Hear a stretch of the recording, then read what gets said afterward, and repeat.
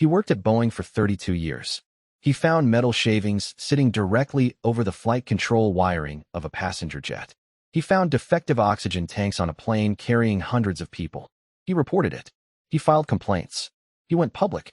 Boeing allegedly destroyed his career for it.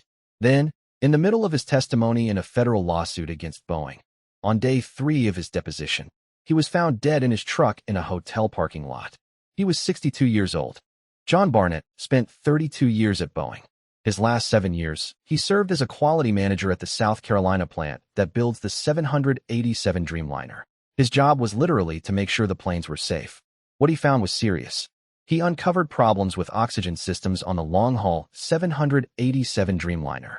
He alleged that substandard parts set to be discarded were being fitted to planes to avoid production delays. And he said the push to build new aircraft created a rushed process that compromised passenger safety. He once saw discarded metal shavings sitting near wiring for the flight controls, shavings that could have cut that wiring and caused a catastrophe. He told his managers. He said no action was taken. So he went further. He filed a complaint with the Occupational Safety and Health Administration. He went to the BBC. He went to the New York Times. He put his name on it. Boeing allegedly retaliated. The lawsuit claims he was harassed and blacklisted, blocked from transferring to jobs he wanted.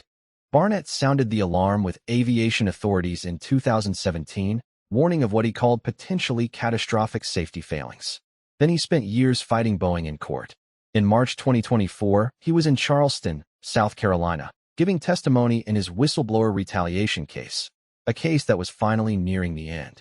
He had given his initial testimony just days before he was found dead from what appeared to be a self-inflicted gunshot wound in his truck in a hotel parking lot. His attorneys said he was in very good spirits and really looking forward to putting this phase of his life behind him and moving on. They said, "We didn't see any indication he would take his own life." No one can believe it.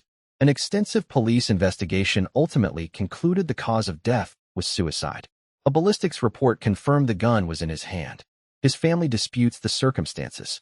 His brother told the Associated Press that John was suffering from PTSD and anxiety attacks as a result of being subjected to the hostile work environment at Boeing, which they believe led to his death. In a wrongful death lawsuit, Barnett had written 3 years before his death. He said he had once been a happy guy who loved his work. But he wrote, "Boeing has absolutely destroyed my outlook on life." Here's the part that should make everyone uncomfortable. Just months after Barnett's death, the Alaska Airlines 737 MAX 9-door panel blew off mid-flight. Everything Barnett had been screaming about for years, rushed production, quality failures, a culture that punished people for raising concerns, was suddenly front-page news. An FAA review found a lack of safety awareness at all levels of Boeing. Employees had difficulty distinguishing between various safety measuring methods.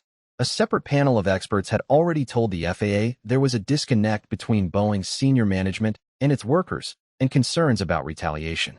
John Barnett had been saying all of that for years. 2 months after his death, another Boeing whistleblower, Joshua Dean, a former quality auditor at a key Boeing supplier, died at 45 after a sudden illness. 2 whistleblowers, dead within months of each other, both having raised serious safety concerns about Boeing. And this is the part I can't shake. John Barnett spent 32 years at that company. He wasn't trying to destroy Boeing. He was trying to make the planes safe. He found metal shavings hanging over flight control wiring. He found defective oxygen tanks. He told his managers. He filed complaints. He went to federal regulators. He went to journalists. He put his name on it. And what did it cost him? His career, his reputation, his peace of mind, years of litigation. And according to his family, his life. His family said he was met with a culture of concealment that valued profits over safety. Think about that. Every time you've sat in a 787 Dreamliner, every time anyone has, there was a man who tried to tell the world something was wrong, who fought for years to be heard, who Boeing allegedly tried to silence. And the door panel blew off a MAX 9 anyway, in midair, with passengers on board. Boeing settled the wrongful death lawsuit with his family. Terms undisclosed. No admission of wrongdoing.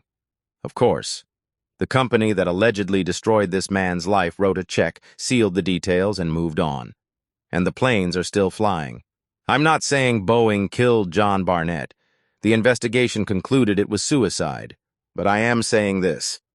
When a man spends years being crushed by a corporation for telling the truth, when he watches his career dismantled, his reputation attacked, his warnings ignored, and then a door blows off a plane proving he was right all along, and then he dies in a parking lot in the middle of his testimony, the least we can do is say his name.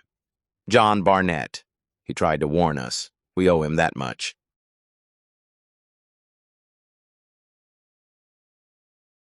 Like and subscribe to find out who makes the Otter angry next.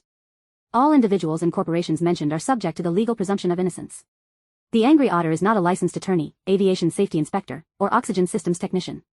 The Otter has never worked at Boeing, but would absolutely document every defect. Side effects include outrage, a sudden desire to know what's behind that wall panel, and an uncontrollable urge to subscribe.